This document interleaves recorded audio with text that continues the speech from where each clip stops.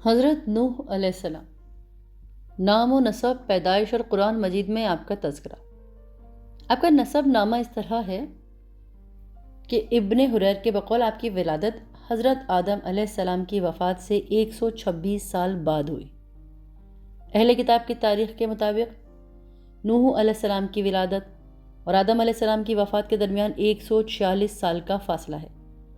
صحیح ابن حبان میں ہے کہ ان کے درمیان 10 قرن 10 صدیوں یا پھر 10 نسلوں کا فاصلہ ہے۔ جیسا کہ حضرت ابو امامہ سے روایت ہے کہ ایک آدمی نے کہا کہ اللہ کے رسول صلی اللہ علیہ وآلہ وسلم، کیا آدم علیہ السلام نبی تھے؟ تو نبی علیہ السلام نے فرمایا کہ ہاں، آپ سے کلام کیا گیا تھا۔ اس نے کہا آپ کی اور نوح علیہ السلام کے درمیان کتنا فاصلہ تھا؟ تو نبی علیہ السلام نے فرمایا 10 قرن کا۔ حضرت عبداللہ بن عباس سے روایت ہے کہ انہوں نے فرمایا آدم اور نوح علیہ السلام کے درمیان 10 قرن تھے اور وہ سب اسلام پہ تھے۔ اب قرن سے مراد اگر صدی ہو، جیسے کہ اکثر حضرات کے کلام سے ظاہر ہے، تب تو ان دونوں انبیاء کے درمیان یقیناً 1000 سال کا فاصلہ ہوگا۔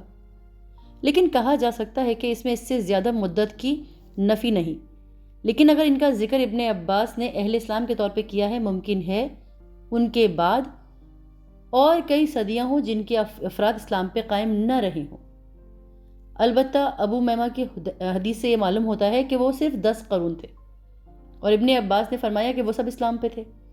تو اب اگر قرن سے مراد نسل لی جائے، جیسے متعدد آیات میں یہ لفظ اس مفہوم میں استعمال ہوا ہے، مثلاً ارشاد باری تعالیٰ ہے کہ اور ہم نے نوح کے بعد بہت سی امتوں کو ہلاک کر ڈالا، اور مزید فرمایا ہے اور پھر ان کے بعد ہم نے ایک اور جماعت پیدا کی، سورۃ المؤمنین آیت نمبر 31 اور 32۔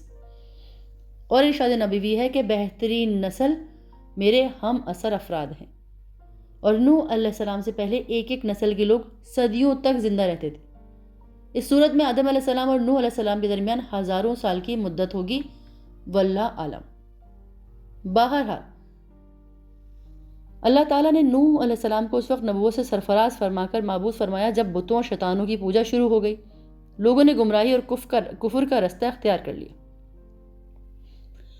چنانچہ اللہ تعالیٰ نے بندوں پر رحمت فرماتے ہوئے انہیں مبعوث فرمایا، اس طرح وہ پہلے رسول تھے جنہیں زمین والوں کی طرف بھیجا گیا۔ قیامت کے دن میدان محشر میں کھڑے ہوں گے لوگ بھی ان سے ہی بات کہیں گے۔ مختلف صورتوں میں نوح علیہ السلام کا ذکر اللہ تعالیٰ نے اپنی مقدس کتاب میں متعدد مقامات پر آپ کا قصہ بیان کیا ہے کہ آپ کی قوم نے کیا کچھ کیا اور اللہ تعالیٰ نے کفر کرنے والوں پر طوفان کا کیسا عذاب بھیجا، پھر آپ کو اور کشتی والوں کو کس طرح نجات دی۔ مثلا سورہ اعراف میں، سورہ یونس میں، سورہ ہود، سورہ انبیاء، سورہ مؤمنین، سورہ شعراء، سورہ عنکبوت، سورہ صافات اور سورہ قمر میں آپ کا ذکر فرمایا گیا ہے، اور ایک مکمل سورہ نوح آپ کے نام سے نازل فرمائی ہے۔ تو اللہ تعالیٰ نے حضرت نوح علیہ السلام کو پیغام ربانی دے کر ان کی قوم کی طرف مبعوث فرمایا۔ آپ نے قوم کو یہ پیغام بڑے احسن انداز میں پہنچایا جس کا ذکر اللہ تعالیٰ نے سورہ اعراف میں فرمایا۔ ہم نے نوح کو ان کی قوم کی طرف بھیجا تو انہوں نے ان سے کہا، اے میری قوم، اللہ کی عبادت کرو، اس کے سوا تمہارا کوئی معبود نہیں، مجھے تمہارے بارے میں بڑے دن کے عذاب کا بہت ہی ڈر ہے۔ تو جو ان کی قوم کے سردار تھے وہ کہنے لگے کہ ہم تمہیں صریحاً گمراہی میں دیکھتے ہیں۔ انہوں نے کہا، اے قوم، مجھ میں کس طرح کی گمراہی نہیں ہے، میں پروردگار عالم کا پیغمبر ہوں، تمہیں اپنے پروردگار کے پیغام پہنچاتا ہوں، تمہاری خیر خواہی کرتا ہوں، اور مجھ کو اللہ کی طرف سے ایسی باتیں معلوم ہیں جن سے تم بے خبر ہو۔ کہ تم کو اس بات سے تعجب ہوا کہ تم میں سے ایک شخص کے ہاتھ تمہارے پروردگار کی طرف سے تمہارے پاس نصیحت آئی ہے تاکہ وہ تم کو ڈرائے اور تم کو پرہیزگار بنائے، تاکہ تم پر رحم کیا جائے، مگر ان لوگوں نے ان کی تکذیب کی تو ہم نے نوح کو اور جو ان کے ساتھ کشتی میں سوار تھے ان کو تو بچا لیا، اور جنہوں نے ہماری آیتوں کو جھٹلایا تھا انہیں غرق کر دیا۔ کچھ شک نہیں کہ وہ اندھے لوگ تھے، سورہ الاعراف میں آیت نمبر 64 سے 59۔ حضرت نوح علیہ السلام نے قوم کو دعوت حق دی تو انہوں نے سچی دعوت کو جھٹلا دیا۔ اس پر آپ کی قوم کو دلائل کی روشنی میں دعوت و غور و فکر دی گئی، جس کا تذکرہ اللہ تعالیٰ نے سورہ یونس میں یوں فرمایا ہے، اے نبی، ان کو نوح کا قصہ پڑھ کر سنا دو جب انہوں نے اپنی قوم سے کہا کہ اے قوم، اگر تمہیں تمہارے یہاں رہنا اللہ کی آیت ان سے نصیحت کرنا ناگوار ہو تو میں اللہ پہ بھروسہ رکھتا ہوں، تم اپنے شریکوں کے ساتھ مل کر ایک کام جو میرے بارے میں کرنا چاہو مقرر کر لو، وہ تمہاری جماعت کو معلوم ہو جائے اور کسی سے پوشیدہ نہ رہے، پھر وہ کام میرے حق میں کر گزرو، مجھے مہلت نہ دو۔ اگر تم نے منہ پھیر لیا تو تم سب جانتے ہو میں نے تم سے کچھ معاوضہ نہیں مانگا، میرا معاوضہ اللہ کے ذمہ ہے اور مجھے حکم ہوا ہے کہ میں فرما بردار رہوں۔ لیکن ان لوگوں نے تکذیب کی تو ہم نے ان کو اور جو ان کے ساتھ کشتی میں سوار تھے سب کو طوفان سے بچایا اور انہیں زمین میں خلیفہ بنا دیا، اور جن لوگوں نے ہماری آیتوں کو جھٹلایا ان کو غرق کر دیا۔ سو دیکھ لو جو لوگ ڈرائے گئے تھے ان کا انجام کیسا ہوا۔ سورہ یونس آیت نمبر 73-71۔ حضرت نوح علیہ السلام کی دلیل دعوت کا انکار کرنے کے ساتھ گمراہ قوم نے عجیب و غریب دلائل سے غالب آنے کی صحیح اللہ حاصل کی، تو نوح علیہ السلام نے ان کے اس باطل استدلال کا نہایت شافی جواب دیا، جیسا کہ سورہ ہود میں اللہ تعالیٰ نے فرمایا ہے، اور ہم نے نوح کو ان کی قوم کی طرف بھیجا تو انہوں نے ان سے کہا کہ میں تم کو کھول کھول کر ڈر سنانے اور پیغام پہنچانے آیا ہوں، اللہ کے سوا کسی کی عبادت نہ کرو، مجھے تمہاری نسبت دردناک عذاب کے دن کا خوف ہے۔ تو ان کی قوم کے سردار جو کافر تھے کہنے لگے، ہم تم کو اپنے ہی جیسا ایک آدمی سمجھتے ہیں، اور یہ بھی دیکھتے ہیں کہ تمہارے پیروکار وہی لوگ ہیں جو ہم میں ادنا درجے کے اور موٹی عقل والے ہیں، اور ہم تم میں اپنے اوپر کسی کی طرح فضیلت نہیں دیکھتے بلکہ تمہیں جھوٹا خیال کرتے ہیں۔ انہوں نے کہا کہ اے قوم دیکھو تو، اگر میں اپنے پروردگار کی دلیل روشن رکھتا ہوں اور اس نے مجھے اپنے ہاں سے رحمت بخشی ہو جس کی حقیقت تم سے پوشیدہ رکھی گئی ہے، تو کیا تم اس کے لیے مجھے مجبور کر سکتے ہو اور تم ہو کہ اس سے ناخوش ہو رہے ہو؟ اے قوم، میں اس نصیحت کے بدلے تم سے مال و زر کا خواہاں نہیں ہوں، میرا صلہ تو اللہ کے ذمہ ہے، اور وہ لوگ جو ایمان لائے ان کو نکالنے والا بھی نہیں ہوں، وہ تو اپنے پروردگار سے ملنے والے ہیں۔ لیکن میں دیکھتا ہوں کہ تم لوگ نادانی کر رہے ہو، اور برادران ملت اگر میں ان کو نکال دوں تو عذاب الہی سے بچانے کے لیے کون میری مدد کر سکتا ہے؟ بھلا تم غور کیوں نہیں کرتے؟ اور میں تم سے یہ نہیں کہتا کہ میرے پاس اللہ کے خزانے ہیں، نہ یہ کہ میں غائب جانتا ہوں، نہ یہ کہتا ہوں کہ میں فرشتہ ہوں، نہ ہی ان لوگوں کی نسبت جن کو تم حقارت کی نظر سے دیکھتے ہو یہ کہتا ہوں کہ اللہ ان کو بھلائی یعنی اعمال کی جزا نیک نہیں دے گا، جو ان کے دلوں میں ہے وہ اللہ خوب جانتا ہے۔ اگر میں ایسا کہوں تو بے انصافوں میں سے ہو جاؤں گا۔ انہوں نے کہا کہ نوح، تم نے ہم سے جھگڑا کیا اور جھگڑا بھی بہت کیا، لیکن اگر سچے ہو تو ہمیں کس چیز سے ڈراتے ہو؟ وہ ہم پہ نازل کرو لا کے۔ نوح نے کہا اس کو اللہ ہی چاہے گا تو نازل کرے گا، اور تم اس کو کسی طرح ہرا نہیں سکتے، اور اگر میں یہ چاہوں کہ تمہاری خیر خواہی کروں اور اللہ یہ چاہے کہ تمہیں گمراہ کرے تو میری خیر خواہی کو تمہیں کوئی فائدہ نہیں دے سکتی، وہی تمہارا پروردگار ہے اور تمہیں اسی کی طرف لوٹ کے جانا ہے۔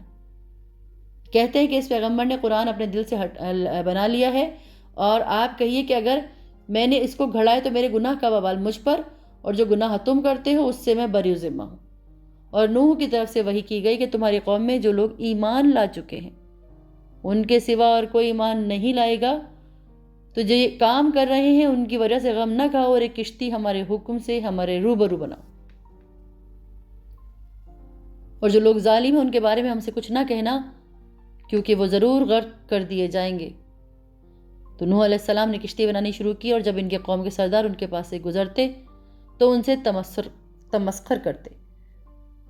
وہ کہتے کہ اگر تم ہم سے تمسخر کرتے ہو تو جس طرح تم ہم سے کرتے ہو ایک وقت ہم بھی تم سے کریں گے، سو تم کو جلد معلوم ہو جائے گا کہ کس پہ عذاب آتا ہے اور جو اسے رسوا کرے، اور کس پہ ہمیشہ کا عذاب نازل رہتا ہے۔ یہاں تک کہ جب ہمارا حکم آن پہنچا اور تنور جوش مارنے لگا تو ہم نے نوح علیہ السلام کو حکم دیا کہ ہر قسم کے جانداروں میں سے جوڑا جوڑا یعنی ایک نر اور ایک مادہ لے لو، اور جس شخص کی نسبت حکم ہو چکا ہے کہ ہلاک ہو جائے گا اس کو چھوڑو، اپنے گھر والوں کو جو ایمان لایا ہو کشتی میں سوار کرو، اور ان کے ساتھ ایمان والے بہت ہی کم لوگ تھے۔ نوح علیہ السلام نے کہا کہ اللہ کا نام لے کر اس کے ہاتھ میں اس کا چلانا اور ٹھہرنا ہے، اس میں سوار ہو جاؤ، بے شک میرا پروردگار بخشنے والا مہربان ہے۔ اور وہ ان کو لے کر طوفان کی لہروں میں چلنے لگی، اور لہریں کیا تھیں؟ گویا پہاڑ تھے۔ اس وقت نوح علیہ السلام نے اپنے بیٹے کو جو کشتی سے الگ تھا پکارا کہ بیٹا ہمارے ساتھ سوار ہو جا اور کافروں میں شامل نہ ہو۔ تو اس نے قریب پہاڑ کی طرف جگہ پکڑوں گا جو کہ مجھے پانی سے بچا لے گا۔ نوح علیہ السلام نے کہا کہ آج اللہ کے عذاب سے کوئی بچانے والا نہیں، نہ کوئی بچ سکتا ہے مگر جس پر اللہ رحم کرے۔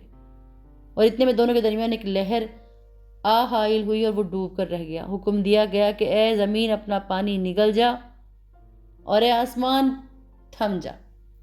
پانی خشک ہو گیا، کام تمام کر دیا گیا۔ کشتی جو جودی پر جا ٹھہری اور کہا کہ بے انصاف لوگوں پر نہ لعنت نازل ہو۔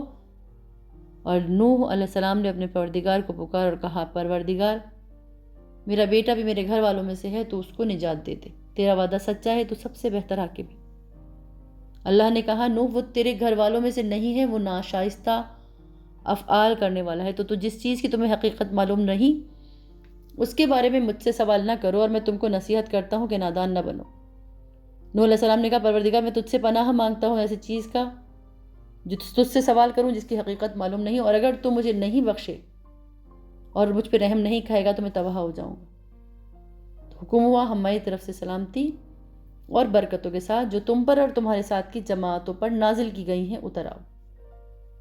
کچھ اور جماعتیں ہوں گی جن کو ہم دنیا کے فوائد سے محفوظ کریں گے، پھر ان کو ہماری طرف سے دردناک عذاب پہنچے گا۔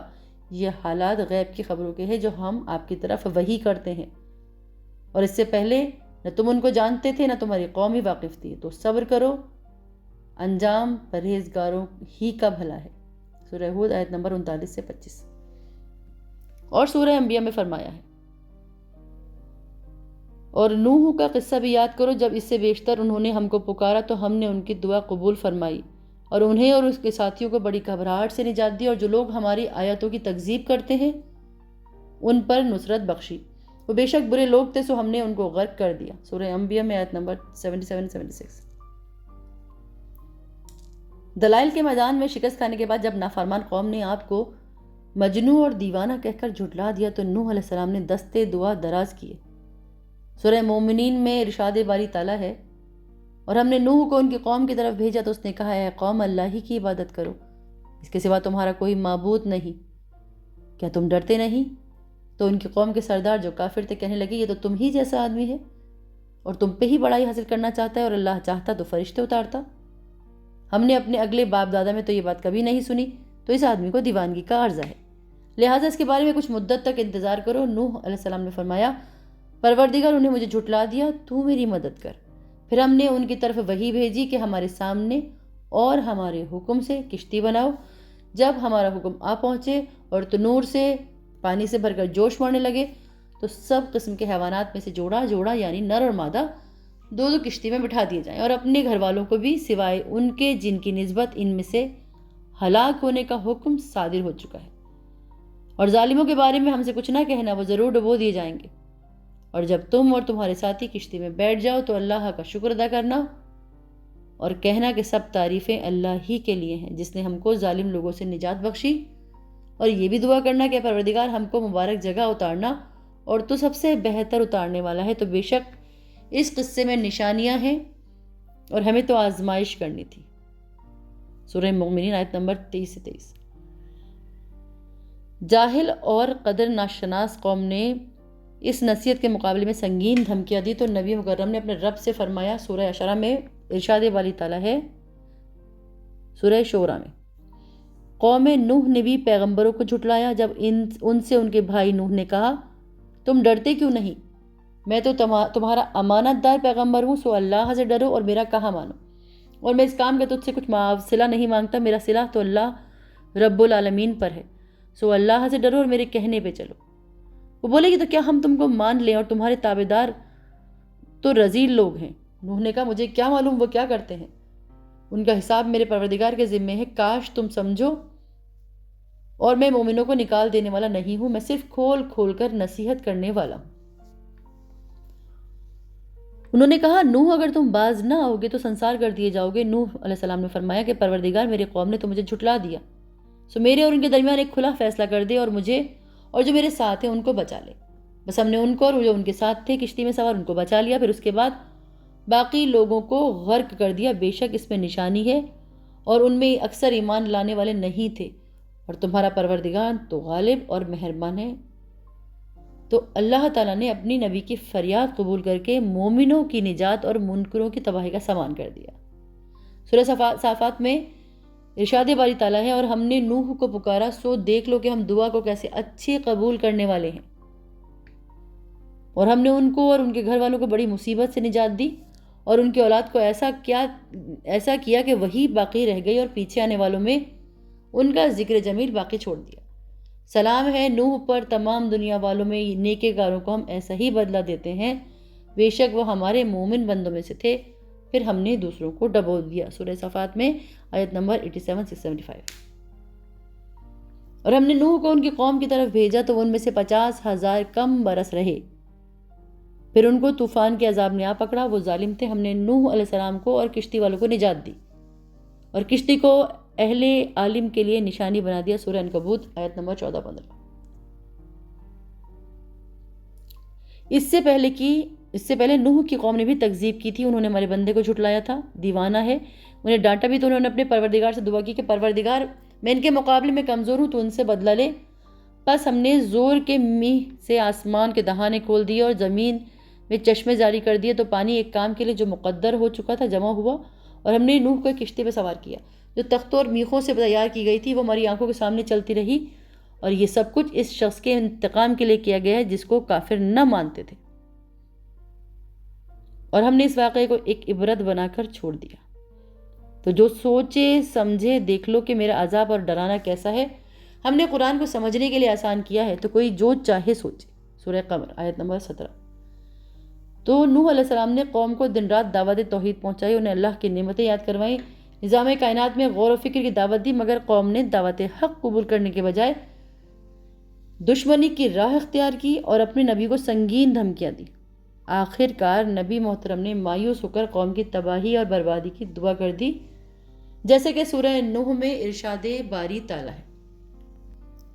ہم نے نوح کو ان کی قوم کی طرف بھیجا کہ اپنی قوم کے لوگوں کو خبردار کر دے، بیشتر اس کے کہ ان پر درد دینے والا عذاب واقع ہو۔ انہوں نے کہا کہ اے قوم، میں تم کو کھلے پہ نصیحت کرتا ہوں کہ اللہ کی عبادت کرو اور اسے ڈرو اور میرا کہنا مانو، وہ تمہارے گناہ بخش دے گا، اور موت کے وقت جو وقت مقرر تک تم کو مہلت عطا کرے گا۔ جب اللہ کا مقرر کیا ہوا وقت آ جاتا ہے تو تاخیر نہیں ہوتی۔ کاش تم جانتے ہو۔ جب لوگوں نے نہ مانا تو نوح علیہ السلام نے اللہ سے عرض کی، پروردگار میں اپنی قوم کو دن رات بلاتا رہا، مگر میرے بلانے سے وہ اور زیادہ گریز کرتے رہے۔ جب بھی میں نے ان کو بلایا کہ وہ توبہ کریں تو ان کو معاف فرمائے، تو انہوں نے اپنے کانوں میں انگلیاں دے لیں اور کپڑے اوڑھ لیے اور پھر اڑ گئے اور اکثر اکڑ کر بیٹھ گئے۔ میں ان کو کھلے طور پہ بلاتا رہا اور ظاہر اور پوشیدہ ہر طرح سمجھاتا رہا، اور کہا کہ اپنے پروردگار سے معافی مانگو کہ وہ بڑا معاف کرنے والا ہے، وہ تم پر آسمان سے لگاتار میਂہ برسائے گا اور مال اور بیٹوں سے تمہاری مدد فرمائے گا، اور تمہیں باغ عطا کرے گا، ان میں تمہارے لیے نہریں بہا دے گا۔ تم کو کیا ہوا؟ تم اللہ کی عظمت کا اعتقاد نہیں رکھتے، حالانکہ اس نے تم کو تمہاری طرح کی حالتوں کا پیدا کیا ہے۔ تو کیا تم نے نہیں دیکھا اللہ نے 7 آسمان کیسے اوپر تلے بنائے، اور چاند کو ان میں زمین کا نور بنا دیا اور سورج کو چراغ ٹھہرا دیا، اور اللہ ہی نے تم کو زمین سے پیدا کیا اور پھر اسی میں وہ تمہیں لوٹا دے گا، اور اسی سے تم کو نکال کر کھڑا کرے گا، اور اللہ نے ہی زمین کو تمہارے لیے فرش بنایا تاکہ اس کے بڑے بڑے کشادہ رستوں پہ چلو۔ اس کے بعد نوح علیہ السلام نے عرض کی کہ پروردگار، یہ لوگ میرے کہنے پہ نہیں چلے، ایسوں کے تابع ہونے جن کو مال اور اولاد نے نقصان کے سوا کچھ نہیں دیا، اور وہ بڑی بڑی چالیں چلے اور کہنے لگے کہ اپنے معبود کو ہرگز نہ چھوڑنا، وقول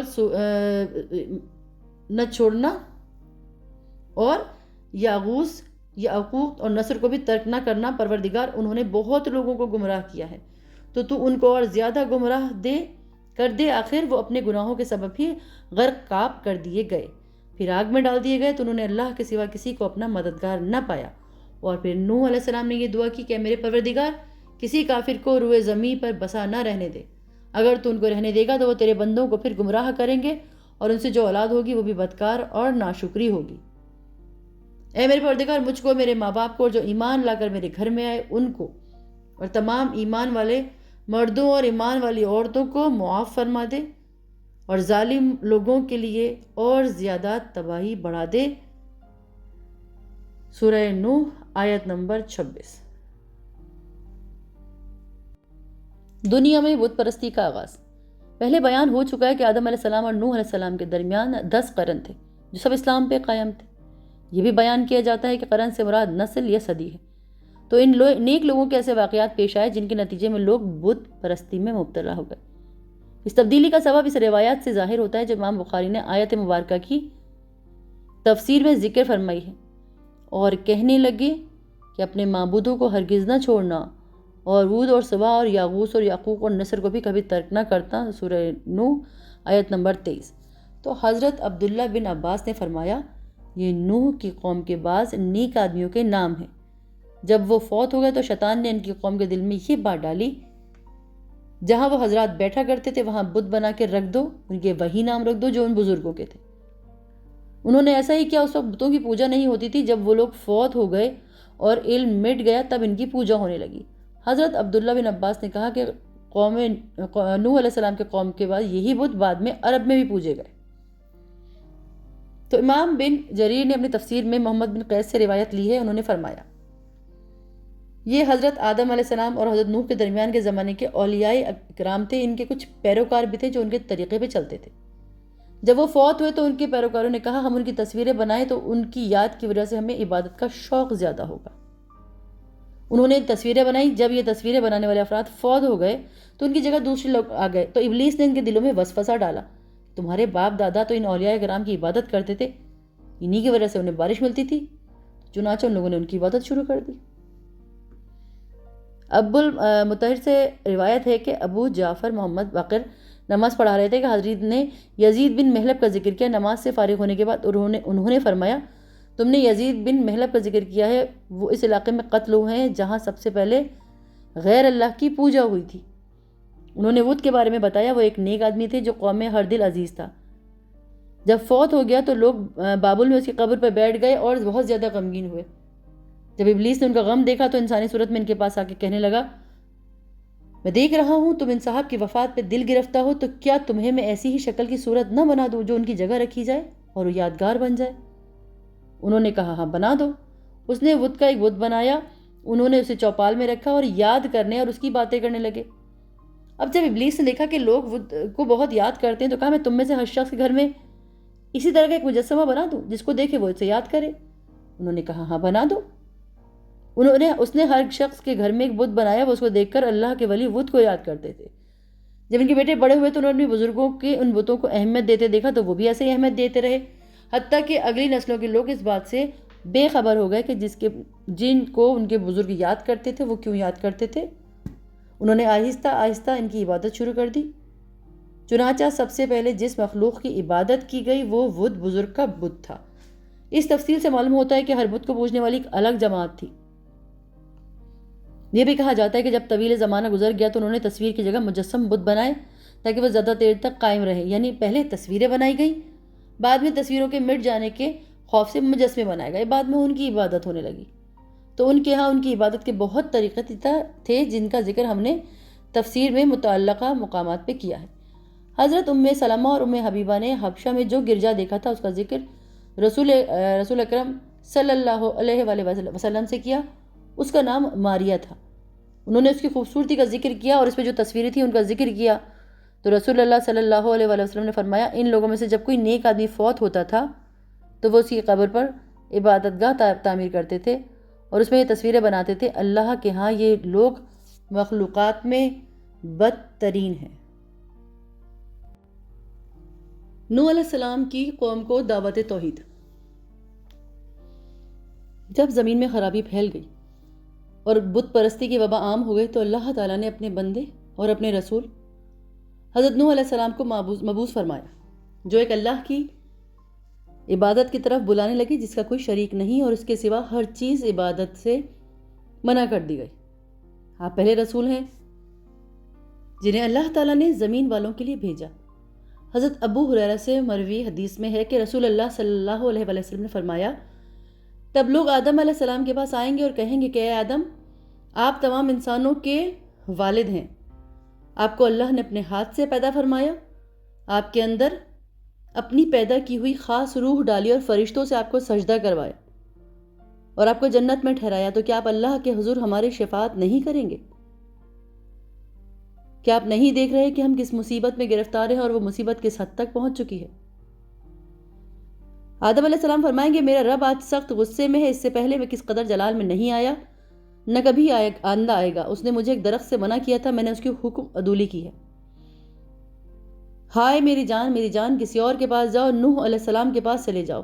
لوگ نوح علیہ السلام کے پاس جائیں گے اور کہیں گے کہ اے نوح، آپ زمین والوں کے لیے مبعوث ہونے والے پہلے رسول ہیں۔ اللہ نے آپ کا نام شکر گزار بندہ رکھا ہے، تو کیا آپ نہیں دیکھ رہے ہم کس مصیبت میں گرفتار ہیں اور وہ کس حد کو پہنچ چکی ہے؟ تو کیا آپ اللہ کے دربار میں ہماری شفاعت نہیں فرمائیں گے؟ تو نوح علیہ السلام فرمائیں گے میرا رب آج سخت غصے میں ہے، اس سے پہلے میں نے اس قدر جلال میں نہ دیکھا، نہ آئندہ آئے گا۔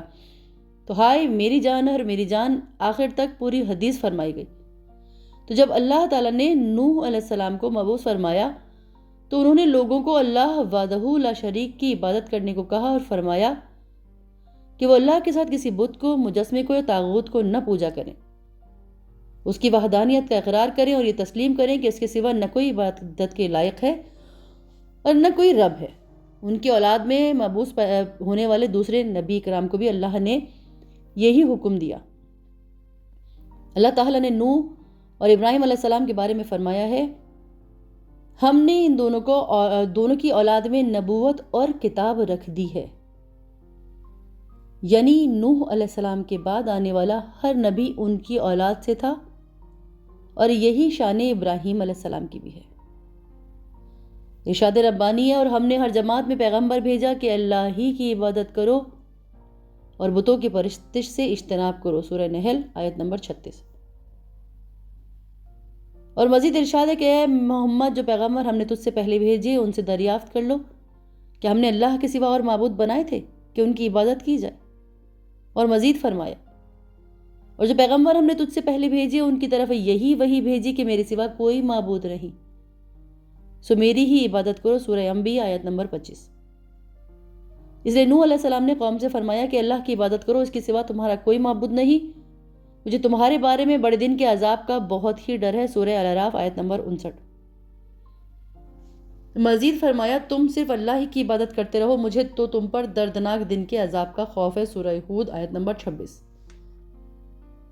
ان آیات میں اللہ تعالیٰ نے یہ بیان فرمایا ہے کہ نوح علیہ السلام نے لوگوں کو ہر طرح کی تبلیغ کی ہے، رات کو بھی دن کو بھی، تنہائی میں اعلانیہ، ترغیب کے ذریعے سے اور ترہیب کے ذریعے سے بھی، لیکن کوئی طریقہ کارگر نہ ہوا، بلکہ اکثر لوگ گمراہی، سرکشی اور بت پرستی پر اڑے رہے۔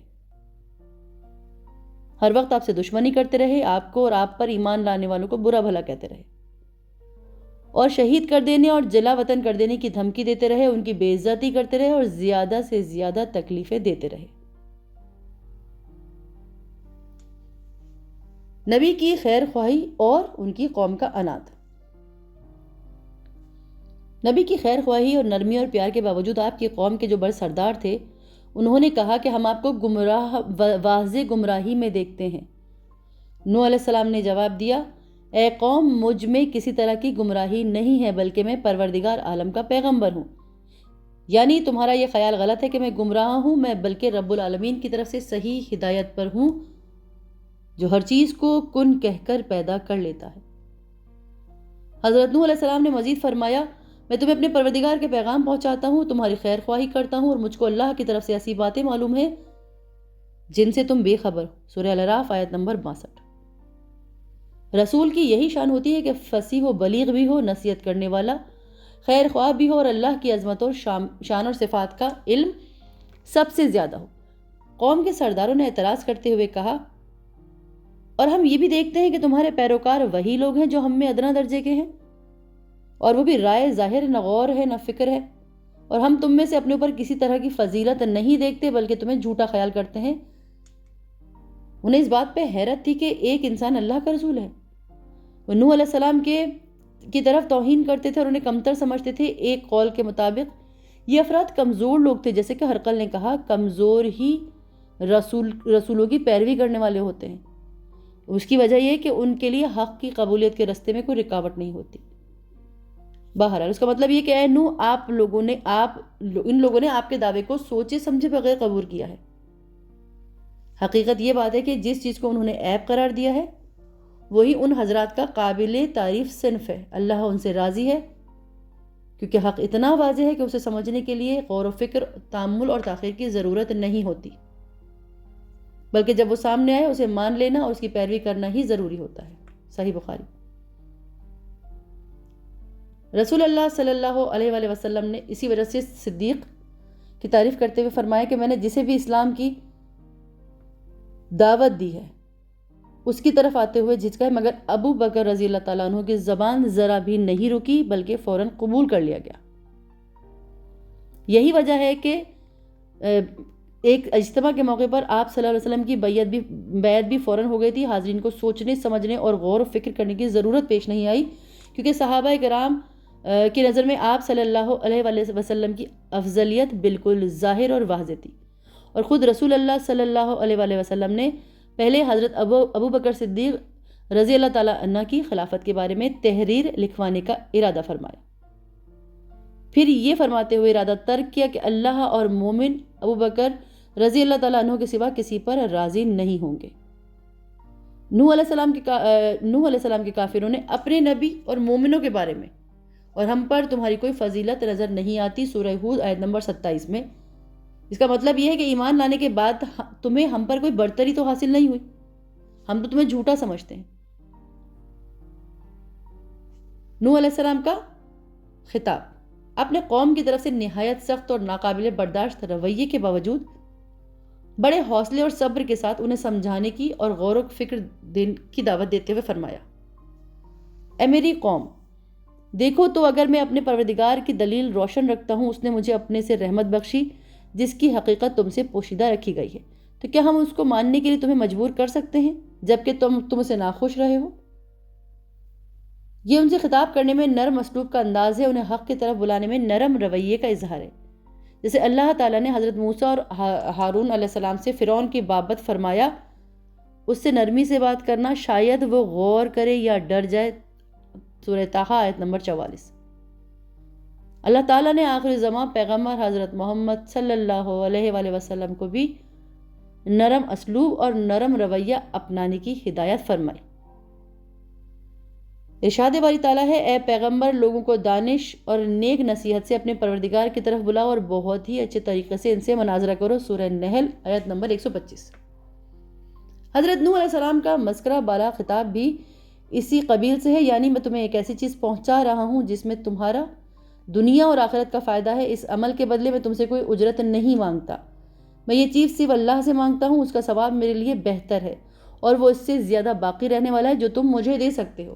حضرت نوح علیہ السلام نے فرمایا، میں ایمان والوں کو اپنے پاس سے نہیں نکال سکتا، انہیں اپنے رب سے ملنا ہے، لیکن میں یہ دیکھتا ہوں کہ تم لوگ جہالت کر رہے ہو، سورہ ہود آیت نمبر 29۔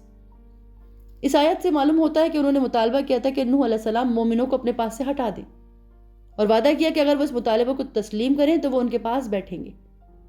نوح علیہ السلام نے یہ مطالبہ رد کیا، فرمایا کہ انہیں اپنے رب سے ملنا ہے، یعنی میں نے اگر انہیں ہٹا دیا تو مجھے خوف ہے کہ اللہ ناراض ہو جائے گا یا راضی نہیں رہے گا، تو کیا تم سمجھتے نہیں، سورہ ہود آیت نمبر 30۔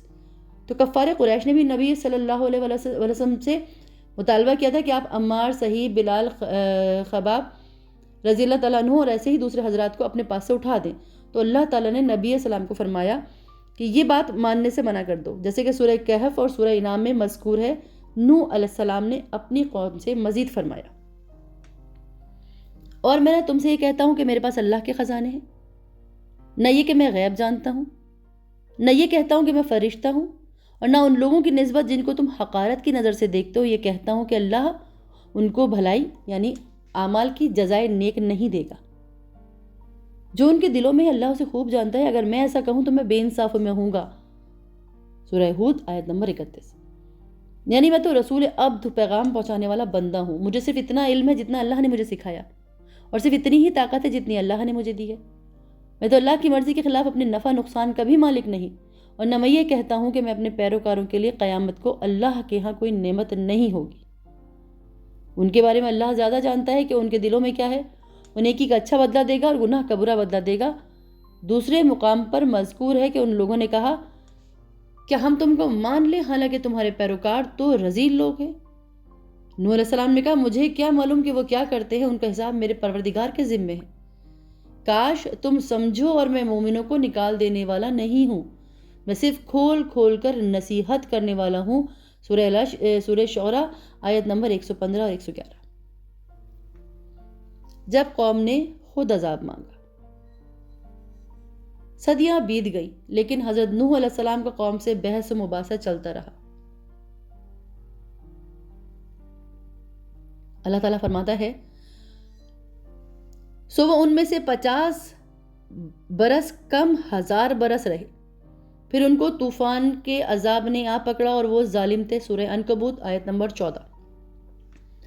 یعنی اتنی طویل مدت گزر جانے کے بعد بھی تھوڑے سے افراد ایمان لائے۔ جب ان کی ایک نسل کے لوگ مرتے تو وہ لوگوں کو یہ وصیت کر جاتے کہ حضرت نوح پہ ایمان نہ لانا، ان سے جھگڑتے رہنا اور ان کی مخالفت کرتے رہنا۔ جب کسی کا بچہ بڑا ہوتا، وہ ان کی باتیں سمجھتا، تو باپ اپنے بیٹے کو یہی نصیحت کرتا کہ زندگی بھر نوح پر ایمان نہ لانا۔ ان کی فطرت ایسی بن گئی تھی جیسے ایمان اور حق کی قبولیت کسی صورت گوارا نہ تھی۔ اس لیے نوح علیہ السلام نے فرمایا اے اللہ، ان سے جو اولاد ہوگی وہ بھی بدکار اور ناشکری گزار ہوگی۔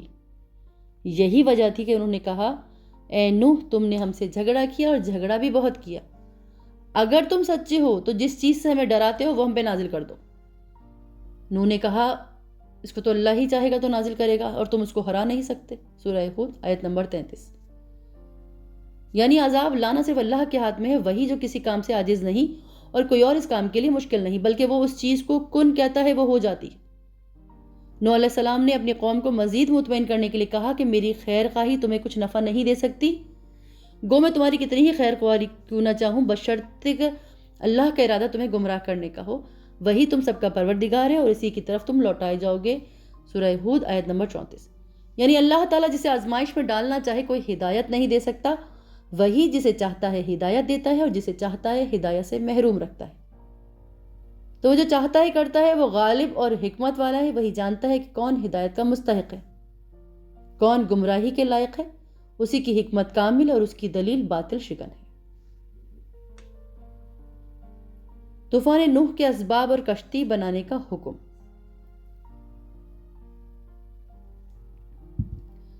حضرت نوح علیہ السلام نے دن رات انتھک محنت کی اور قوم کو دعوت توحید دی، مگر 950 سال کی اس بے مثال جد و جہد کے بعد قوم نے دعوت ایمان قبول نہ کی، بلکہ الٹا عذاب کا مطالبہ کر دیا۔ ارشاد باری تعالیٰ ہے اور نوح کی طرف سے وحی کی گئی تمہاری قوم میں جو لوگ ایمان لا چکے ہیں ان کے سوا کوئی اور ایمان نہیں لائے گا، تو یہ جو تم کام کر رہے ہو اس وجہ سے غم نہ کھاؤ۔ اس میں قوم کی بدسلوکی پر آپ کے لیے تسلی ہے اور قوم کے بارے میں یہ بتا کر کہ آپ مزید افراد ایمان نہیں لائیں گے، یہ کہا گیا کہ اب تک جو کچھ ہوا اس پہ غم نہ کریں، کیونکہ اللہ کی مدد پہنچنے والی ہے اور عجیب واقعات پیش آنے والی ہیں۔ ارشاد باری تعالیٰ ہے اور ایک کشتی ہمارے حکم سے ہمارے روبرو بناؤ اور جو لوگ ظالم ہیں ان کے بارے میں ہم سے کچھ نہ کہنا، کیونکہ وہ ضرور غرق کر دیے جائیں گے۔ سورہ ہود آیت نمبر 37۔ اس کی وجہ یہ ہے کہ نوح علیہ السلام جب ان لوگوں کو اصلاح سے مایوس ہو گئے اور انہیں یقین ہو گیا کہ اس میں خیر کی کوئی رمق باقی نہیں رہی، کیونکہ انہوں نے ہر قول و فعل کے ذریعے آپ کو تکلیفیں پہنچائی، مخالفت اور تکذیب کی، تب آپ نے ان پر اللہ کے غضب نازل ہونے کی دعا کی۔ اللہ نے آپ کی دعا قبول فرمائی۔ اللہ تعالیٰ فرماتا ہے اور ہم کو نوح نے پکارا سو دیکھ لو ہم دعا کو کیسے اچھے قبول کرنے والے ہیں، اور ہم نے ان کو اور ان کے گھر والوں کو بڑی مصیبت سے نجات دی ہے۔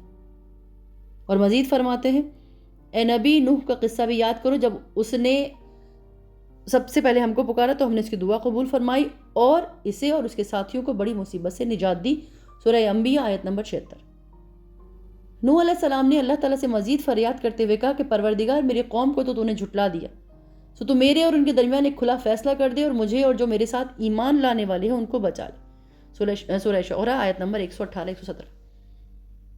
تو ارشاد باری تعالیٰ، انہوں نے اپنے پروردگار سے دعا کی کہ باری تعالیٰ میں ان کے مقابلے میں کمزور ہوں تو ان سے بدلہ لے۔ سورہ قمر آیت نمبر 10۔ مزید ارشاد ربانی ہے، نوح نے یہ دعا کی کہ میرے پروردگار کسی کافر کو روئے زمین پر بسا نہ رہنے دے، اگر تو ان کو رہنے دے گا تو تیرے بندوں کو گمراہ کریں گے، ان سے جو اولاد ہوگی وہ بھی بدکار اور ناشکری ہوگی۔ سورہ نوح آیت نمبر 27۔ اسی طرح ان کے کفر و فجور کے جرائم کے ساتھ ساتھ ان کے نبی کی بددعاؤں کا وبال بھی ان پہ آ پڑا۔ تب اللہ تعالیٰ نے نوح علیہ السلام کو کشتی بنانے کا حکم دیا۔ یہ ایک بہت بڑا بحری جہاز تھا جس کی اس سے پہلے کوئی نظیر نہ تھی اور نہ بعد میں اس کی مثال مل سکی۔ اللہ تعالیٰ نے آپ کو پیشگی ہدایت فرمائی کہ جب اللہ کا حکم آ پہنچے اور ان پر عذاب آئے گا، اور جو مجرم لوگوں سے ملا نہیں کرتا تو ایسا نہ ہو ان پہ عذاب اترتا دیکھ کر آپ کے دل میں رحم آئے، اس لیے فرمایا کہ اور جو لوگ ظالم ہیں ان کے بارے میں ہم سے کچھ نہ کہنا، کیونکہ وہ ضرور غرق کر دیے جائیں گے۔ دنیا میں کفر اور عناد اور قوم نوح کا شیوا تھا، قیامت کے دن بھی وہ جھوٹ بولتے ہوئے دعویٰ کریں کہ ان کے پاس کوئی رسول نہیں آیا۔ صحیح بخاری کی روایت کے مطابق رسول اللہ صلی اللہ علیہ وآلہ وسلم نے فرمایا، حضرت نوح علیہ السلام اور ان کی امت حاضر ہوں گے، اللہ تعالیٰ فرمائے گا کہ تو نے میرا پیغام اپنی امت کو پہنچایا تھا؟ وہ عرض کریں گے یا رب۔ اللہ تعالیٰ ان کی امت سے فرمائے گا، کیا انہوں نے تم لوگوں کو میرا پیغام پہنچائے گا؟ وہ کہیں گے نہیں، ہمارے پاس تو کوئی نبی آیا ہی نہیں۔ تو اللہ تعالیٰ نوح علیہ السلام سے فرمائیں گے تیرا گواہ کون ہے؟ وہ کہیں گے کہ محمد صلی اللہ علیہ وآلہ وسلم اور ان کی امت۔ تب ہم مسلمان گواہی دیں گے کہ نوح علیہ السلام نے تبلیغ کی تھی۔ اس آیت مبارکہ میں اسی طرح ارشاد ہے، اور اسی طرح ہم نے تم کو امت معتدل بنایا ہے تاکہ تم لوگوں پر گواہ بنو اور پیغمبر آخر زمان تم پر گواہ بنے۔ سورہ بقرہ آیت نمبر 143۔ یہ امت، ہماری امت، اپنے سچے نبی کی گواہی کی بنیاد پہ گواہی دے گی کہ اللہ نے نوح علیہ السلام کو حق دے کر مبعوث فرمایا، اور انہوں نے اپنی قوم کو بہترین اور کامل ترین انداز سے تبلیغ کی، انہیں ہر اس کام کا حکم دیا جس سے انہیں دینی فائدہ حاصل ہو، ہر اس کام سے منع کیا جس سے ان کی دینی حالت کو نقصان پہنچے۔ تمام انبیاء کرام یہی شان اور یہی کیفیت کے ساتھ رہیں گے۔ وہ تو اپنی قوم پر اتنی شفقت کرنے والے تھے کہ اپنی قوم کو دجال سے بھی متنبہ فرمایا، حالانکہ ان کے زمانے میں اس کے ظاہر ہونے کی کوئی توقع ہی نہیں تھی۔ حضرت عبداللہ بن عمر رضی اللہ تعالیٰ عنہ سے روایت ہے، انہوں نے فرمایا، یا رسول اللہ صلی اللہ علیہ وآلہ وسلم نے لوگوں میں کھڑے ہو کے اللہ کی شان کے لائق حمد و ثنا فرمائی، پھر دجال کا ذکر کرتے ہوئے کہا کہ میں تمہیں ان سے متنبہ کرتا ہوں کہ ہر نبی نے اپنی قوم کو اس سے ڈرایا ہے۔ نوح علیہ السلام نے بھی اپنی قوم کو دجال سے ڈرایا۔ البتہ میں تمہیں ایسی بات بتا رہا ہوں جو کسی نبی نے اپنی قوم سے نہیں بتائی، کہ تمہیں معلوم ہونا چاہیے کہ دجال کانا ہے اور تمہارا رب یک چشم نہیں ہے۔ حضرت ابو ہریرہ سے روایت ہے کہ نبی اکرم نے فرمایا کہ میں تمہیں دجال کے بارے میں وہ بات نہ بتاؤں جو کسی نبی نے اپنی قوم کو نہیں بتائی، کہ وہ کانا ہے، وہ اپنے ساتھ چھوٹ موٹ کی جنت اور جہنم لائے گا، جس کو وہ جنت کہے گا وہ حقیقت میں آگ ہوگی۔ میں تمہیں اس سے ڈراتا ہوں جیسے نوح علیہ السلام نے اپنی قوم کو اس سے ڈرایا تھا۔ کشتی کی وسعت۔ امام مسعود بیان کرتے ہیں کہ اللہ تعالیٰ نے نوح علیہ السلام کو 80 ہاتھ لمبی کشتی بنانے کا حکم دیا اور کہا کہ اسے اندر اور باہر سے تارکول لگا دے، اس کا اگلا حصہ خمدار بنائے تاکہ وہ پانی کو چیرتے ہوئے چل سکے۔ تو کہتے ہیں کہ کشتی 300 ہاتھ لمبی اور 50 ہاتھ چوڑی تھی۔ میں نے توریت میں اسی طرح لکھا ہوا دیکھا ہے، اور ان سب نے اس کی بلندی 30 ذراع ذکر کی ہے، جس کی منزلیں 3 ہوتی ہیں، ہر منزل 10 ہاتھ کی تھی۔ تو نچلی منزل مویشیوں اور جنگلی جانوروں کے لیے تھی، درمیانی منزل انسانوں کے لیے، اور بالائی منزل پرندوں کے لیے تھی۔ اس کا دروازہ چوڑائی میں تھا اور اس کے اوپر بھی ایک چھت موجود تھی۔ طوفان کی آمد اور نجات پانے والوں کو شکر کرنے کا حکم۔ امام ابن جریر اور دوسرے علماء نے فرمایا ہے کہ طوفان قبطی حساب کے مطابق اگست کی 13 تاریخ کو شروع ہوا۔ قوم کی مسلسل ہردرمی سے عاجز آ کر نوح علیہ السلام نے اپنے رب سے دعا کی، اور اللہ نے دعا قبول کر کے بدکار قوم کو تباہ و برباد کر دیا۔ ارشاد باری تعالیٰ ہے کہ جب ہمارا حکم آ پہنچے اور تنور جوش مارنے لگے تو سب قسم کے حیوانات میں سے جوڑا جوڑا یعنی نر مادہ 2 کشتی میں بٹھا دو، اور اپنے گھر والوں کو بھی سوائے ان کے جن کی نسبت ان ہلاک کرنے والوں میں سے ہے جس کا حکم پہلے صادر ہو چکا ہے، اور ظالموں کے بارے میں ہم سے کچھ نہ کہنا، وہ ضرور ڈبو دیے جائیں گے۔ چنانچہ اللہ تعالیٰ نے آپ کو حکم دیا کہ جب میرا حکم آئے اور عذاب شروع ہو تو ہر جانور اور ہر جاندار کا ایک جوڑا کشتی میں سوار کریں، خواہ ان کا گوشت کھایا جاتا ہو یا نہ کھایا جاتا ہو، تاکہ اس کی نسل باقی رہے، اور آپ اپنے گھر کے افراد کو شامل کریں، مگر جن کے بارے میں پہلے فرمان ہو چکا ہے انہیں شامل نہ کریں، انہیں سوار نہ کریں۔ اس سے مراد وہ کافر ہیں جن کے بارے میں آپ کی بددعا قبول ہو چکی ہے، ان کا عذاب نہیں ٹل سکتا۔ اللہ نے حکم دیا عذاب نازل ہوتا دے کر کافروں کے حق میں دعا نہ کریں، کیونکہ حتمی فیصلہ اللہ کی طرف سے ہو چکا ہے، جس کی شان یہ ہے کہ وہ جو چاہتا ہے وہ کرتا ہے۔ آیت میں مذکورہ لفظ تنور سے اکثر علماء نے سطح زمین مراد لی ہے، یعنی زمین کے ہر حصے سے پانی پھوٹ نکلا، حتیٰ کہ جن تنوروں میں آگ جلائی جاتی تھی ان میں سے بھی پانی نکلنے لگا۔ حضرت ابن عباس سے روایت ہے، تنور سے مراد یہ کہ ساری زمین سے پانی نکلنے لگا، یعنی آگ نکلنے والے تنوروں سے بھی پانی نکلنا شروع ہو گیا۔ اللہ نے ایک مقام پہ فرمایا ہے، یہاں تک کہ جب ہمارا حکم پہنچا اور تنور جوش مارنے لگا تو ہم نے نوح علیہ السلام کو حکم دیا کہ ہر قسم کے جانداروں سے جوڑا جوڑا نکالو، ایک نر اور ایک مادہ، اور جس شخص کی نسبت حکم ہوا ہے کہ وہ ہلاک ہوگا اسے چھوڑ کر اپنے گھر والوں کو لے کر جو ایمان لائے ہیں ان کو کشتی میں سوار کرو، اور ان کے ساتھ بہت ہی کم ایمان لائے تھے۔ سورہ ہود آیت نمبر 40۔ یعنی کہ اللہ نے حکم دیا کہ جب عذاب آئے تو ہر قسم کے جانداروں کو ایک جوڑا کشتی میں سوار کریں۔ بائبل میں کہتے ہیں کہ انہیں ہر حلال جانور کے 7 جوڑے اور ہر حرام جانور کا 1 جوڑا سوار کرنے کا حکم دیا تھا، لیکن قرآن مجید کے اثنین لفظ سے وہ جانور سے تردید ہوتی ہے۔ ارشاد باری تعالیٰ ہے کہ کافروں کو چھوڑ کر ان مومنوں کو کشتی میں سوار کریں جن کے حق میں نجات کی دعا قبول ہو چکی ہے۔ آپ کا اپنا بیٹا یام بھی ڈوبنے والے میں شامل تھا، جسے ہم آئندہ بیان کریں گے۔ ومن امن یعنی امت کے حوالے سے جو افراد آپ پر ایمان لا چکے ہیں انہیں کشتی میں سوار کر لیجئے۔ آپ کے ساتھ بہت تھوڑے لوگ ایمان لائے تھے، حالانکہ آپ طویل عرصے تک ان میں تشریف فرما تھے، ترغیب و ترہیب اور وعدہ و وعید کے گوناگوں اسالیب کو استعمال کرتے ہوئے پوری قوت کے ساتھ رات دن تبلیغ میں مصروف تھے۔ کشتی میں سوار ہونے والوں کی تعداد کتنی تھی اس کے بارے میں کچھ علماء کے مختلف اقوال ہیں۔ حضرت ابن عباس سے روایت ہے کہ وہ 80 افراد تھے، ان کے ساتھ ان کی بیویاں بھی تھیں۔ کعب احبار سے مروی ہے کہ وہ 72 افراد تھے، بعض نے 10 کہا۔ ایک قوم کے مطابق کشتی میں سوار ہونے والے میں حضرت نوح علیہ السلام، خود ان کے 3 بیٹے اور ایمان نہ لا کے غرق ہونے والے یام کی بیوی سمیت نوح علیہ السلام کی 4 بہویں شامل تھیں۔ یہ قول ظاہر طور پہ آیت کے خلاف ہے، کیونکہ آیت سے ثابت ہوتا ہے کہ کشتی نوح میں حضرت نوح علیہ السلام کے خاندان سے باہر کے مومن افراد بھی شریک تھے، جیسے کہ نوح علیہ السلام نے فرمایا ہے مجھے اور جو مومن میرے ساتھ ہیں انہیں بچا لے، سورہ شعراء آیت نمبر 118۔ اس قول کے مطابق وہ 7 افراد تھے۔ نوح علیہ السلام کی بیوی جو آپ کے تمام بیٹوں حام، سام، یافس، یام جسے اہل کتاب کنعان کہتے ہیں، یہی طوفان میں غرق ہوا، اور عابر کی ماں تھی، وہ طوفان سے پہلے فوت ہو چکی تھی۔ بعض علماء نے فرمایا وہ بھی ایمان نہ لانے کی وجہ سے دوسرے کافروں کے ساتھ غرق ہو گئی ہیں، تو اہل کتاب کا کہنا ہے کہ وہ کشتی میں موجود تھیں، ہو سکتا ہے بعد میں وہ کافر ہو گئی ہوں۔ حالانکہ پہلا قول زیادہ صحیح ہے، کیونکہ نوح علیہ السلام نے عرض کیا تھا کہ کسی کافر کو زمین پہ بسا نہ رہنے دینا۔ نجات پانے پر شکر ربی کا حکم۔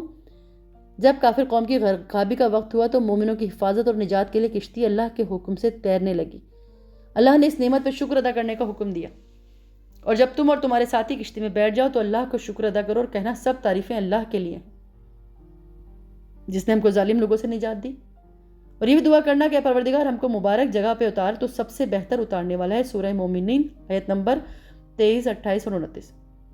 یعنی اللہ نے نوح علیہ السلام کو حکم دیا وہ اللہ کی تعریف اور شکر کریں، کیونکہ یہ کشتی ان کے لیے مسخر فرمائی ہے، اس کے ذریعے انہیں نجات دی ہے، قوم کا فیصلہ صادر کیا، مخالفین کی تباہی کے ساتھ ساتھ نوح علیہ السلام کی آنکھیں ٹھنڈی کر دی، جیسے ارشاد باری تعالیٰ ہے، اور جس نے تمام قسم کے حیوانات پیدا کیے اور تمہارے لیے کشتیاں اور 4 پائے بنائے جن پر تم سوار ہوتے ہو، تاکہ تم ان کی پیٹھ پہ چڑھ بیٹھو، اور جب ان پر بیٹھ جاؤ تو اپنے پروردگار کے احسان کو یاد کرو اور کہو کہ وہ ذات پاک ہے جس نے اس کو ہمارے زیر فرما دیا اور ہم میں طاقت نہ تھی کہ اس کو بس میں کرتے، اور ہم اپنے پروردگار کی طرف لوٹ کر جانے والے ہیں۔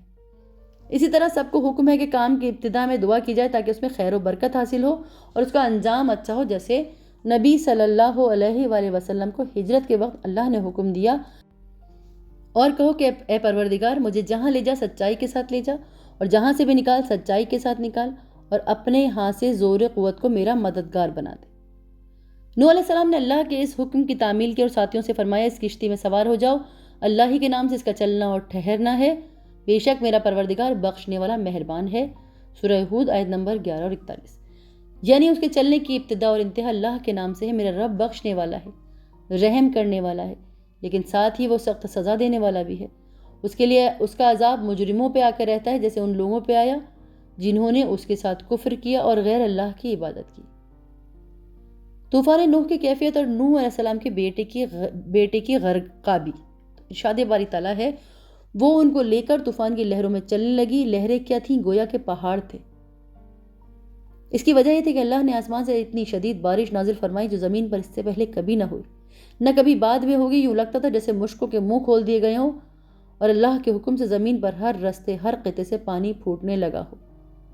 اللہ تعالیٰ نے فرمایا تو نوح نے اپنے پروردگار سے دعا کی کہ الہی میں ان کے مقابلے میں کمزور ہوں تو ان سے بدلہ لے، بس ہم نے زور کے میंہ سے آسمان کے دھانے کھولے، زمین میں چشمے جاری کیے تو پانی ایک کام کے لیے جو مقدر ہو چکا تھا جمع ہو گیا۔ ہم نے نوح کو ایک کشتی پر جو تختوں اور میخوں سے تیار کی گئی تھی سوار کرا دیا، وہ ہماری آنکھوں کے سامنے چلتی تھی۔ یہ سب اس شخص کے انتقام کے لیے کیا گیا جس کو کافر مانتے نہ تھے۔ سورہ قمر آیت نمبر 14۔ اللہ تعالیٰ نے مزید فرمایا ہے کہ جب پانی طغیانی پہ آئے تو ہم نے تم لوگوں کو کشتی پہ سوار کیا تاکہ تم کو اس کے لیے یادگار بنائے، یاد رکھنے والے کان اسے یاد رکھیں۔ کئی مفسرین نے فرمایا کہ پانی بلند ترین پہاڑ سے بھی 15 ہاتھ آگے تھا، اور بائبل میں بھی یہ لکھا ہے کہ حضرت ابن عباس نے فرمایا پانی کثرت سے نکل آیا، یعنی مشرق سے مغرب تک ساری زمین کے طول و عرضوں میں، میدان، پہاڑ، صحرا و چٹیل میدانوں میں ہر جگہ آیا، جس کے نتیجے میں ہر زندہ چیز ہلاک ہو گئی۔ پروردگار ارشاد کرتا ہے کہ اس وقت نوح نے اپنے بیٹے کو پکارا جو کشتی سے الگ تھا، بولا بیٹا ہمارے ساتھ سوار ہو جا اور کافروں میں شامل نہ ہو۔ اس نے کہا میں ابھی پہاڑ سے جا لگوں گا، وہ مجھے پانی سے بچا لے گا۔ انہوں نے کہا آج اللہ کے عذاب سے کوئی بچنے والا نہیں، نہ کوئی بچ سکتا ہے مگر جس پر اللہ رحم کرے۔ اتنے میں دونوں کے درمیان لہر حائل ہو گئی اور وہ ڈوب کر رہ گیا۔ سورہ ہود آیت نمبر 42۔ یہ نوح علیہ السلام کا بڑا بیٹا یام تھا جو سام، حام، یافس کا بھائی تھا۔ بعض علماء نے اس کا نام کنعان بتایا ہے۔ وہ کافر اور فاسق تھا، اس نے اپنے والد کا سچا دین قبول نہ کیا، اس لیے ہلاک ہونے والوں کے ساتھ ہلاک ہو گیا، جبکہ آپ کا دین مذہب قبول کرنے والے نجات پا گئے، حالانکہ وہ ان سے نسبت تعلق نہ رکھتے تھے۔ طوفان ختم ہو گیا، ارشاد باری تعالیٰ ہے اور حکم دیا کیا کہ زمین اپنا پانی نگل جا اور اے آسمان تھم جا۔ تمام پانی خشک ہو گیا، تمام کام کر دیا گیا، کشتی کوہ جودی پہ جا ٹھہری اور کہہ دیا گیا بے انصاف لوگوں پر لعنت۔ سورہ ہود آیت نمبر 44۔ یعنی جب زمین پر کوئی ایسا انسان باقی نہ رہا جو اللہ کے سوا کسی کی عبادت کرتا تو اللہ نے زمین کو حکم دیا اپنا پانی نکل لے، آسمان کو حکم دیا بارش برسانا بند کر۔ چنانچہ جب پانی اترنے لگا مجرموں کو وہ سزا مل گئی جس کا اللہ نے فیصلہ کیا تھا، وہ اپنی بدعمالیوں کی وجہ سے اللہ کی رحمت اور مغفرت سے محروم رہے۔ اس کے بعد اللہ تعالیٰ نے بیان فرمایا ہے کہ نوح علیہ السلام نے اپنے بیٹے کے حق میں دعا فرمائی اور سوال کیا کہ وہ کیوں غرق ہوا۔ اس سوال کا مقصد محض علم کا حصول تھا، یعنی اے اللہ تو نے مجھ سے میرے اہل عیال کا بچانے کا تو وعدہ فرمایا، تو پھر میرا بیٹا کیوں غرق ہوا، حالانکہ وہ میرے اہل و عیال میں تھا۔ اللہ نے فرمایا وہ تیرے گھرانے کے ان افراد میں شامل نہیں تھا جن کی نجات کا وعدہ کیا گیا، کیونکہ یہ فرمایا گیا اور اپنے گھر والوں کو بھی بٹھا لو سوائے ان کے جن کے حق میں ان میں سے ہلاک ہونے کا حکم صادر ہو چکا ہے۔ سورہ مومنین آیت نمبر 27۔ اور وہ ان افراد میں شامل تھا جن کے غرق کیے جانے کا فیصلہ ہو چکا تھا، اس لیے وہ اہل ایمان سے الگ ہو کر کفار سے مل گیا اور انہی کے انجام سے دو چار ہوا۔ اس کے بعد اللہ تعالیٰ نے حکم دیا اے نوح ہماری طرف سے سلامتی اور برکتوں کے ساتھ جو تم پر اور تمہارے ساتھ کی جماعتوں پہ نازل کی گئی ہیں اتر آؤ، اور کچھ اور جماعتیں ہوں گی جن کو ہم دنیا کے فوائد سے بہرور کریں گے، پھر ان کو ہماری طرف سے دردناک عذاب پہنچے گا۔ سورہ ہود آیت نمبر 48۔ جب زمین کی سطح سے پانی خشک ہوا اور زمین پہ چلنا پھرنا ممکن نہ رہا تو نوح علیہ السلام کو حکم دیا گیا کہ کشتی سے اتر کر آئیں، جو طویل عرصے میں پانی میں چلتی رہی، آخر مشہور پہاڑ جودی پہ ٹھہر گئی۔ اس کا مطلب یہ کہ سلامتی کے ساتھ کشتی سے اتریے، آپ پر بھی برکت نازل ہوگی اور ان قوم پر بھی جو آئندہ زمانے میں آپ کی نسل سے پیدا ہوں گی، کیونکہ اللہ تعالیٰ نے نوح علیہ السلام کے ساتھیوں میں سے کسی کی نسل کو باقی رکھا ہی نہیں۔ حضرت نوح علیہ السلام کی نسل چلی جیسے ارشاد ہے، اور ہم نے اسی کی اولاد کو باقی رہنے والا بنایا۔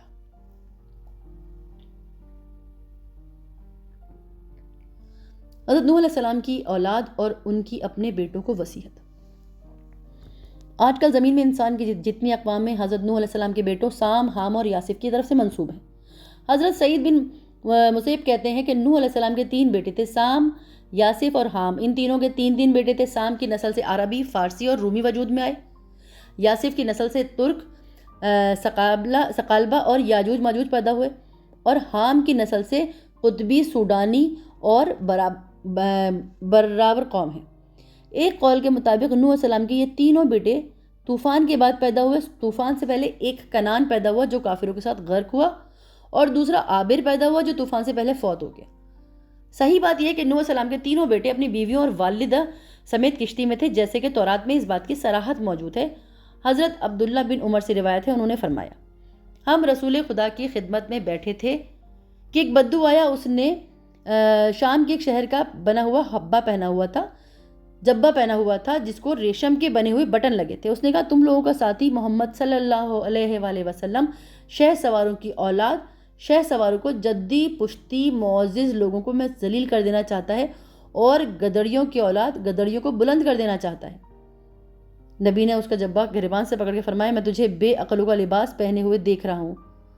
پھر فرمایا جب نوح علیہ السلام کی وفات کا وقت آیا تو انہوں نے اپنے بیٹے سے فرمایا میں تجھے ایک نصیحت کرتا ہوں، میں تجھے وہ کام کرنے کا حکم دیتا ہوں اور 2 کام کرنے سے منع کرتا ہوں.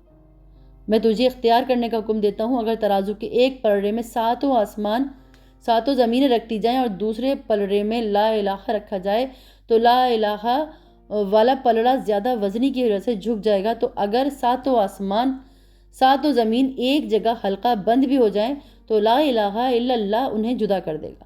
اور میں تجھے سبحان اللہ و بحمدہ پڑھنے کا حکم دیتا ہوں، کیونکہ ہر مخلوق کی تسبیح ہے اور اسی کی برکت سے مخلوق کو رزق ملتا ہے. اور میں تجھے شرک اور تکبر سے منع کرتا ہوں. میں نے عرض کیا اللہ کے رسول اس شرک سے تو ہم واقف ہیں، لیکن تکبر کا کیا مطلب ہے؟ تو کہ یہ بات تکبر ہے کہ کسی کے جوتے اچھے ہوں، کسی کے تسمے خوبصورت ہوں؟ آپ نے فرمایا نہیں، یہ تکبر کسی کے پاس چادروں کا جوڑا ہو وہ اسے پہن لے. انہوں نے کہا نہیں. میں نے کہا یہ کسی کے پاس سواری کے لیے جانور ہو؟ آپ نے فرمایا نہیں. تو میں نے کہا کسی کے بہت دوست ہوں جو اس کے ساتھ بیٹھتے ہوں؟ فرمایا بالکل نہیں. تو میں نے کہا کہ اللہ کے رسول تکبر کیا ہوتا ہے؟ انہوں نے فرمایا حق کا انکار کرنا اور لوگوں کو حقیر جاننا. اس پورے تمام خطبے کے جو نتائج اور فوائد ہیں، جو عبرتیں اور حکمتیں ہیں، ان کو اگر ہم ایک جگہ جمع کرتے ہیں تو اس کا کچھ لب لباب بنتا ہے کہ حضرت نوح کا طریقہ دعوت وہ جو ارشاد تھے. سب سے پہلے آپ کے قوم نے بزرگوں کے بت بنا کے ان کی پوجا شروع کی تھی، وہ شرک کے مرتکب ہوئے. تو آپ کی زندگی اور تاریخی دعوت سے توحید کا مطالبہ کرنے والوں کو نیا عزم، نیا ولولہ ملتا ہے. اگر ہم ان کو دیکھیں اور ان کی بات کو دیکھیں، جیسے انہوں نے اعلانیہ دعوت کی کہ اے میرے پروردگار میں نے اپنی قوم کو تیری طرف دن رات بلایا، پھر میں نے انہیں بآواز بلند بلایا، بے شک میں نے ان سے اعلانیہ بھی کہا اور چپکے چپکے بھی کہا. جب لوگوں نے ان پہ الزام لگایا تو انہوں نے کہا کہ اے میری قوم مجھ میں ذرا بھی گمراہی نہیں ہے، میں تو پروردگار عالم کا رسول ہوں. قوم کو آپ نے اللہ کی نعمتوں کی اور احسانات کی یاد دہانی کروائی، اور آپ نے ان کے احسانات کو اور نعمتوں کو گنوایا تاکہ وہ اللہ پہ ایمان لے آئے اور اس کے شکر گزار بندے بن جائیں. علمی حقائق کی نقاب کشائی. حضرت نوح علیہ السلام کے قصے میں قرآن مجید نے متعدد علمی اور سائنسی علوم کی نقاب کشائی کی ہے، جن کی تصدیق آج کے جدود علم اور تحقیقات سے ہو رہی ہے. یعنی جن علوم کو آج دنیا متعارف کرا رہی ہے ان کی جدید تحقیقات کا نام دیا جا رہا ہے. قرآن مجید 1400 سال پہلے ان کی خبر دے چکا ہے. مثال کے طور پہ اور ان میں چاند کو خوب جگمگاتا بنایا اور سورج کو روشن چراغ بنایا. تو اللہ نے سورج کو دہکتے ہوئے روشن چراغ سے تشبیہ دی، جیسا چراغ جو تیل سے جلتا ہے اور ایک شعلے سے جلے، ایسے چراغ کی روشنی ذاتی ہوتی ہے. اور سائنس نے یہ ثابت کیا ہے کہ وہ گیسوں کا مجموعہ ہے اور اس کی اپنی روشنی ہے. دوسری طرف چاند کو نور کہا، یعنی وہ غیر روشن ڈھیر ہے جو روشنی دوسروں سے حاصل کر کے منور ہوتا ہے. یہی چیز آپ کی آج سائنس ثابت کر رہی ہے، اور اللہ تعالیٰ فرماتا ہے کہ تم کو زمین سے خاص اہتمام سے لگا کر پیدا کیا ہے. ان تمام چیزوں کا آج سائنس اعتراف کر رہی ہے. ایک آیت کریمہ میں اللہ نے فرمایا ہے کہ اس بنی آدم کو زمین سے پیدا کیا، اس کی زندگی کا اثار زمین سے اگنے والی نباتات پہ ہے. تو ڈاکٹر کینچ اپنی کتاب میں کہتے ہیں کہ ماہرین حیاتیات اس بات پر متفق ہیں کہ تمام حیوانات کے زندہ رہنے کے لیے زمینی نباتات ضروری ہے. اس لیے تمام حیوانات نباتات کھاتے ہیں یا ان حیوانات کو کھا کر زندہ ہیں جو نباتات کھاتے ہیں. مثلا اگر انسان مچھلی کھاتا ہے تو وہ مچھلی اپنی چھوٹی مچھلی، وہ ننھے منھے کیڑے، جبکہ وہ کیڑے مکوڑے زمینی کیڑے کھا کر زندہ رہتے تھے. اسی طرح ہر جاندار کی اصل خوراک بالآخر نباتات سے نکلتی ہے، یعنی کہ زمینی خوراک ہے. تو یوں قرآن کریم نے انسانی خوراک کا منبع 1400 سال پہلے بیان کر دیا تھا، جبکہ آج سائنس اس کا اقرار کر رہی ہے. طبقاتی کشمکش یہ اس زمانے میں ہی تھا. وہ یہ کہتے تھے کہ اپنے سے نیچے حصے کے تم لوگوں نے بلا کر اور اپنے ساتھ شامل کر لیا ہے، ہم توہین سمجھتے ہیں اگر تم انہیں اپنے پاس سے ہٹاؤ گے. حضرت نوح نے منع کر دیا کہ ان کو میں اپنے پاس سے نہیں ہٹاؤں گا، ان کا فیصلہ اللہ کرے گا. تو طبقاتی کشمکش اس وقت بھی موجود تھی. اسی طرح ایمان کے بغیر قرابت داری کچھ سود بند نہیں ہے. آپ کی قرابت داری سے کوئی مطلب نہیں ہوتا. آپ کے رشتہ داروں کے حقوق جو ہے وہ بلند کر دیے ہیں، لیکن اگر ایسا ہوتا کہ رشتہ دار ہی سب کچھ ہوتے تو آپ کا بیٹا یا ایمان کی دولت سے محروم نہیں رہتا. تو رشتہ دار کا مطلب ہے کہ ایمان کی جو دولت ہے وہ کسی رشتے کی محتاج نہیں ہے، یہ شعور کی محتاج ہے۔ تو اپنی اصلاح کر لینی چاہیے۔ اگر آپ کو خوش فہمی ہے کہ ہم بہت ہی قابل ہیں تو یہ بات سوچ لیجئے کہ یہ فیصلہ اللہ کے اوپر ہے۔ حق و باطل کی مارکا رائی وہ ازل سے ہے اور ابد تک رہے گی۔ جس طرح انہوں نے اللہ کی عبادت کے لیے لوگوں کو اپنے اللہ کی طرف بلایا، اور جس طرح لوگوں نے جھٹکارا، یہ ازل سے چلا آ رہا ہے۔ مومنوں کی آزمائش، تو حضرت نوح کے قصے سے یہ بھی سبق ملتا ہے کہ اللہ اپنے مومنوں کی آزمائش بھی لیتا ہے، ان کے امتحان بھی لیتا ہے۔ جیسے اللہ تعالیٰ فرماتا ہے یقیناً اس میں بڑی بڑی نشانیاں ہیں اور ہم بے شک آزمائش کرنے والے ہیں۔ ایک اور جگہ ارشاد ربی ہے کہ ہم نہ کسی طرح تمہاری آزمائش کریں گے، دشمن کے ڈر سے، بھوک پیاس سے، مال جان سے، پھلوں کی کمی سے، اور ان صبر کرنے والوں کو خوشخبری دے دیجئے جنہیں جب کوئی مصیبت آتی ہے تو کہہ دیا کرتے ہیں کہ ہم تو خود اللہ کی ملکیت ہیں اور اسی کی طرف لوٹنے والے ہیں، تو ان پر ان کے رب کی نوازشیں اور رحمتیں ہیں اور یہی لوگ ہدایت یافتہ ہیں۔ سورہ بقرہ آیت نمبر 157۔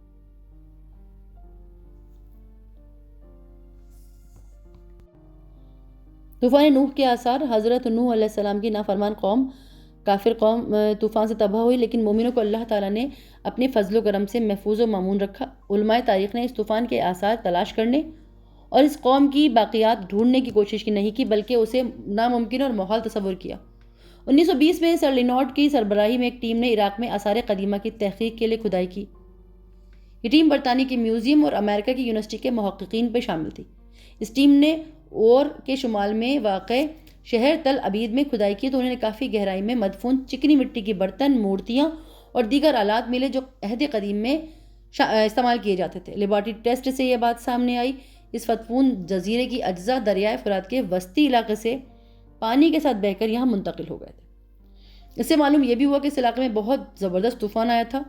تو محکمہ آثار کی ٹیم کے تحقیق سے یہ بات سامنے آئی کہ جس پانی نے یہ چیزیں دفن کی اس کی اونچائی کم از کم 25 فیٹ تھی، اور توریت میں اس کی اونچائی 26 فیٹ تک بیان کی گئی ہے۔ سر لیونارڈ کا یہ خیال ہے کہ اس طوفان سے ساری دنیا تباہ نہیں ہوئی تھی، بلکہ یہ طوفان دجلہ اور فرات کی وادی میں آیا اور انہوں نے پہاڑوں اور صحرا کے درمیان کے علاقے کو ملیا میٹ کر دیا۔